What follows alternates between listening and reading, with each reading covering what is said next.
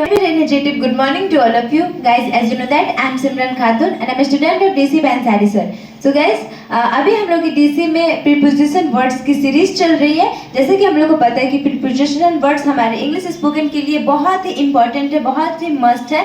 तो इसलिए हम लोग अभी 3 प्रीपोजिशन वर्ड सीखेंगे. आप लोग बस थोड़ा सा अपना समय दीजिए और 3 कमाल के प्रीपोजिशन वर्ड सीख कर जाइए और हमेशा अपने स्पोकन में इसका यूज करते रहिए और अपने इंग्लिश को इम्प्रूव कीजिए. So without any further delay let's start the topic. तो आज का हमारा प्रीपोजिशन वर्ड्स टॉपिक है. सो आज का हमारा प्रीपोजिशन वर्ड है ओवर. ओवर यानी कि इसका हिंदी होता है ऊपर या के ऊपर.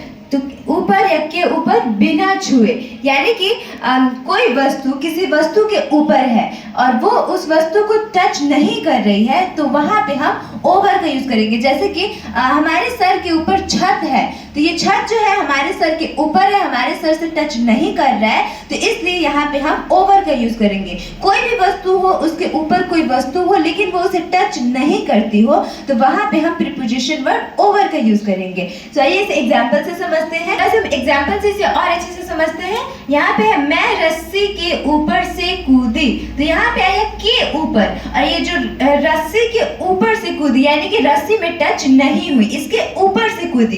तो इसलिए यहाँ पे भी हम के ऊपर के लिए प्रीपोजिशन वर्ड ओवर का यूज करेंगे. तो आइए इसे ट्रांसलेट करते हैं. यहाँ पे मैं का हुआ आई एंड मैं रस्सी के ऊपर से कूदी. ये पास्ट इंडेफिनिट है तो इसलिए वर्ब का सेकेंड फॉर्म का तो पास्ट इंडेफिनिट है तो इसके लिए हम यहाँ पे वर्ब का सेकेंड फॉर्म यूज करेंगे आई जंप्ड.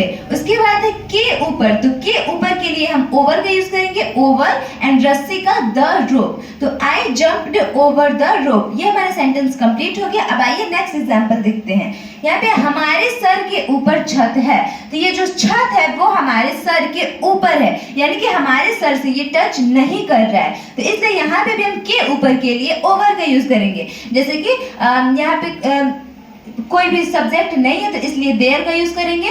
तो there is a roof over our head. यहाँ पे there is a roof over our head. ये भी हमारा सेंटेंस कंप्लीट हो गया. भाई नेक्स्ट एग्जांपल देखते हैं. यहाँ पे नदी के ऊपर एक पुल है. तो ये जो पुल है ये नदी के ऊपर है, नदी से टच नहीं हो रहा है. तो इसलिए इसके लिए भी यहाँ पे हम के ऊपर के लिए ओवर का यूज करेंगे. तो यहाँ पे भी सब्जेक्ट नहीं है तो देयर का यूज हुआ है सब्जेक्ट के रूप में. There is a bridge. पुल के लिए हम ब्रिज का यूज किए. देयर इज अ ब्रिज और के ऊपर का ओवर एंड नदी the river. There is a bridge over the river. तो ये भी हमारा सेंटेंस कंप्लीट हो गया. आई होप कि आप लोगों को ओवर के यूजेस बहुत अच्छे से समझ आए हों. अब हम देखते हैं नेक्स्ट सेकेंड प्रीपोजिशन वर्ड. ये है विद इन. विद इन का हिंदी होता है समयावधि के अंदर, यानी कि इसका English with in a time period. यानी कि हम बोलेंगे किसी समय के अंदर. जैसे कि मैं 2 मिनट के अंदर आ जाऊंगी, मैं 5 घंटों के अंदर वहां चली जाऊंगी, यानी किसी समय के अंदर किसी समयावधि की बात हम कर रहे हो तो वहां पे हम विद इन का यूज करते हैं. जैसे एग्जांपल से और अच्छे से समझ आ जाएगा.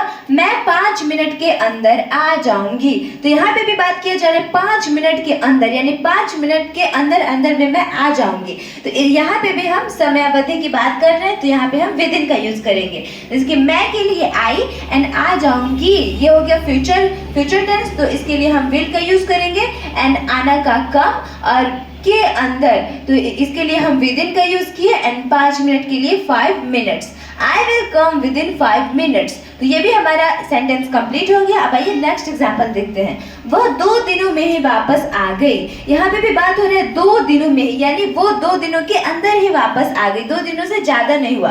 तो यहाँ पे भी समयावधि की बात हो रही है कि 2 दिनों के अंदर ही वापस आ गई. तो इसके लिए भी हम विद इन का यूज करेंगे. जैसे वह का हो गया शी एंड यहाँ पे आ गई है, ये हो गया प्रेजेंट का परफेक्ट टेंस. तो इसके लिए हम शी के साथ हेल्पिंग वर्ब हैज का यूज करेंगे एंड देन वर्ब का थर्ड फॉर्म. तो आना का कम हुआ थर्ड फॉर्म और इसके बाद वापस आना का होता है कम बैक और उसके बाद 2 दिनों में. तो with in just 2 days. She has come back with in just 2 days. ये भी हमारा सेंटेंस कंप्लीट हो गया. सो ये था हमारा विद इन का यूज. आई होप कि आप लोगों को अच्छे से ये समझ आया हो.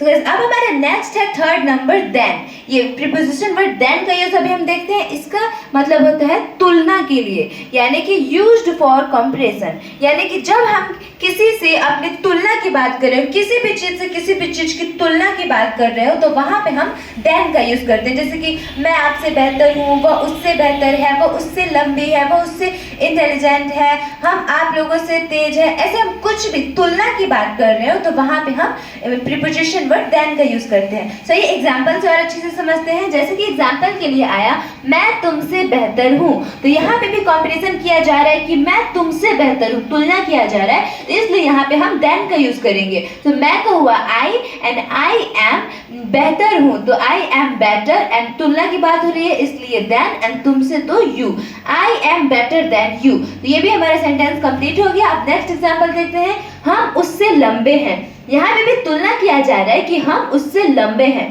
तो यहाँ पे भी हम देन का यूज करेंगे। तो हम के लिए आया वी, एंड वी के साथ हेल्पिंग वर्ब आर, एंड लंबे के लिए टॉलर, एंड यहाँ पे तुलना की बात हो रही है तो इसलिए हम देन का यूज करेंगे। देन उससे, तो उससे के लिए हम यूज करेंगे हिम का, we are taller than him. So ये भी हमारा सेंटेंस कंप्लीट हो गया। सो गाइस ये था हमारे preposition word, 3 most important preposition word जिसका हम अक्सर अपने इंग्लिश स्पोकन में यूज करते रहते हैं।